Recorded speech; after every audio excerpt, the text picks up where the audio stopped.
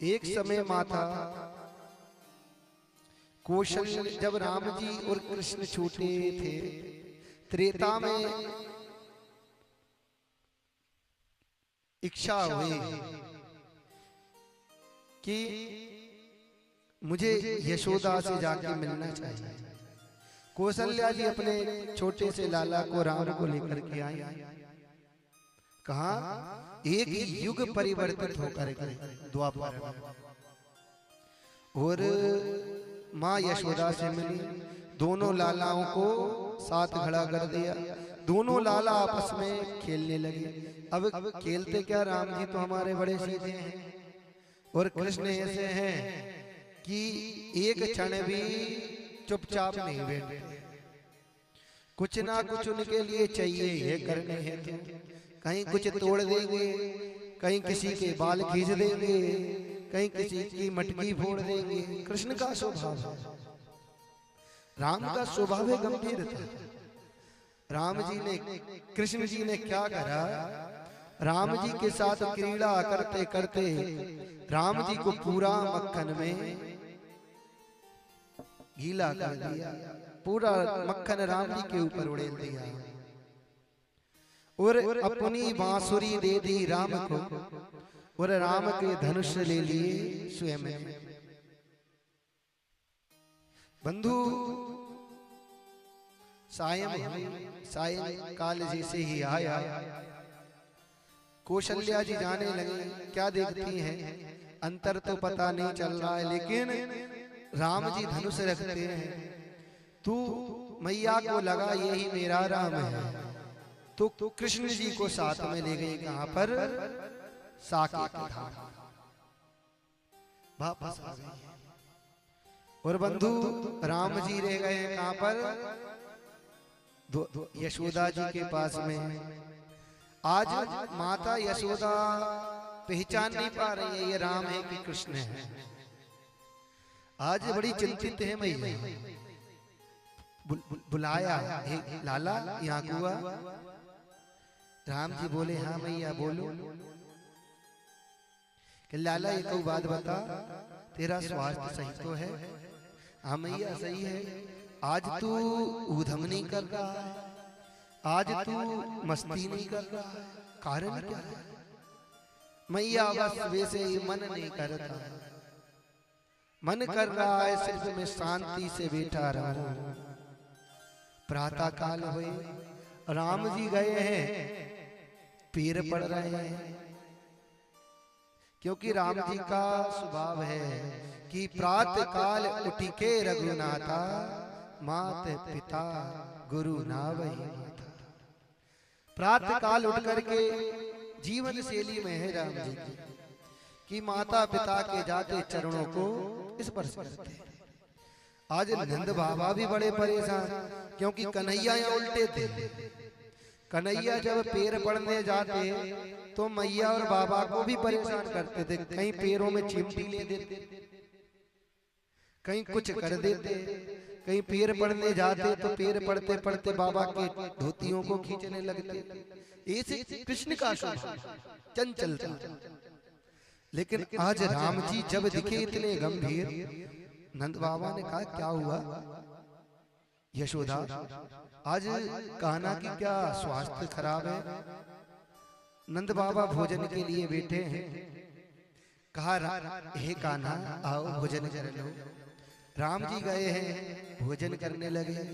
अब बाबा को शंका हुई कि ये कृष्ण नहीं हो सकता। क्यों? क्योंकि कभी भी कृष्ण ने सीधे बैठकर भोजन किया ही नहीं। अब भोजन किया कैसे? आइए अब त्रेता में जहाँ पर भगवान कृष्ण कौशल्या जी के साथ साकेत धाम गए, अब वहां सुनते हैं वहां क्या हो रहा है। अब वहां क्या हुआ कि जैसे ही कृष्ण पहुंचे हैं तो उद्यमी तो है ही, कहीं लक्ष्मण के बालों को खींचकर भाग जाते, कहीं भरत को परेशान करने लगते। आज कौशल्या जी आनंदित तो हो रही है, लेकिन मन में चिंता है कि क्या पता राम को क्या हो गया, कहीं का भूत प्रेत तो नहीं लग गया, कितना उद्यमी हो गया। कुछ हो तो नहीं गया? बुलाया है राम, तुम बीमार हो? नहीं मैया, मैं तो बीमार नहीं, मुझे मेरा स्वास्थ्य तो सही है। अच्छा सही है, ठीक है। अब क्या करते हैं कि दूध दही मक्खन की एक एक कक्ष में मटकियां रखी हुई हैं। अब कृष्ण का स्वभाव है जब तक मटकी ना फोड़े, जब तक माखन खाए ना, और राम का स्वभाव है जब तक राम जी को ले जा करके दिया ना जाए, जब तक राम जी नहीं खाते। आज कृष्ण गए हैं, सारी मटकियों को फोड़ दिया। दशरथ जी को पता चला कि आज राम ने ये किया है। आए कौशल्या, राम का स्वास्थ्य सही तो है, राम आज कुछ विपरीत कार्य कर रहा है, कुछ हुआ है क्या? कौशल्या जी ने कहा नहीं, स्वास्थ्य भी बढ़िया है, लेकिन आज राम उद्यमी हो गए। दशरथ जी बैठे हैं, दशरथ जी ने राम को बुलाया, राम आओ भोजन करो। ठीक है बाबा, आ रहे। बाबा कहते हुए गए हैं, राम जी के लिए सुंदर एक आसन लगाया गया है कि राम जी आकर के आसन पर बैठे। लेकिन बंधु बाबा, क्योंकि कृष्ण की कार्य है, कृष्ण प्रतिदिन क्या करते हैं, बाबा की गोदी में बैठ करके ही भोजन करते हैं, प्रसादी ग्रहण करते हैं। गए हैं दशरथ जी के गोदी में बैठ कर, बाबा बाबा आज तो मैं आपके साथ भोजन करूंगा। दशरथ जी भी बड़े प्रसन्न हैं कि आज देखो मेरा बालक पहली बार मेरे साथ भोजन करने के लिए बैठा है, बड़े आनंदित हुए। अब क्या करें, आनंदित हो रहे हैं यहाँ दशरथ जी, खुश हो रहे हैं। भगवान कृष्ण ने क्या करा, एक पात्र में आम रस रखा हुआ, वहां पर जो भी मिष्ठान में बना हुआ भोजन की थाली बनी, वो पूरी थाली दशरथ जी के ऊपर राम ने गिरा दी। अब दशरथ जी बड़े ही परेशान हो गए। दशरथ जी ने कौशल्या को बुलाया, कौशल्या आज सही सही बताओ तुम गई कहाँ थी? कौशल्या जी ने कहा भी ध्यान आया, मैं कल यशोदा के पास गई थी, मैं द्वापर में गई थी और वहां मैंने उनसे मिली थी। अच्छा तो फिर क्या हुआ? कहने लगे यशोदा का भी लाला हमारी लाला की तरह है, उसी की तरह दिखता है। तो कहने लगे ऐसा लगता है कि यशोदा का लाला उद्यमी है, वो कहीं हमारे साथ नहीं आ गया।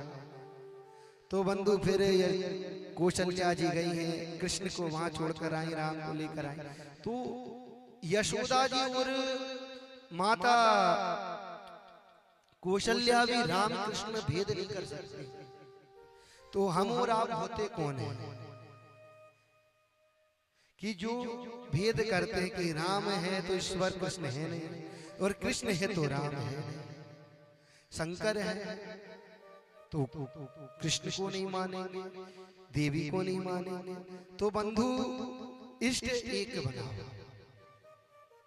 इष्ट एक बनाओ, किसी को भी राम को बना लो, कृष्ण को बना लो, भगवती को बना लो, भोले बाबा को बना लो, हनुमान जी को बना लो, जिसमें आपकी आस्था होवे उसको अपना इष्ट बना लो, सब कुछ उसको मानो। अपना माता, अपनी पिता, अब हमें ये नहीं करना लेकिन कि सब कुछ उसको माने, फिर हम भगवती की या कृष्ण की या राम की अवहेलना करें। इन्हें भी हमें मानना है। मानना कैसे है?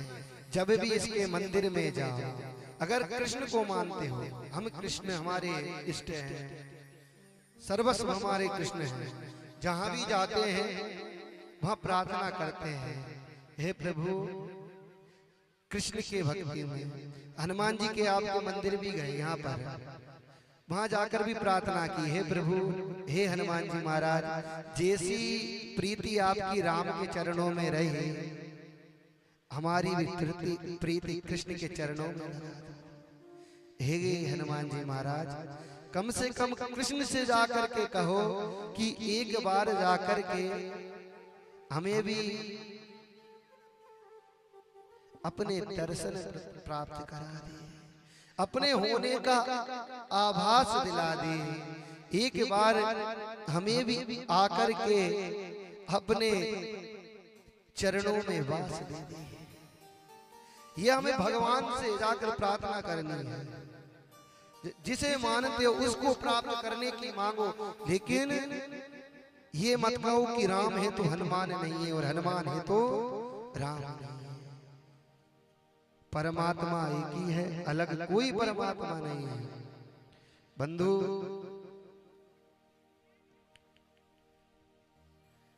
यही कन्हैया जी ने कहा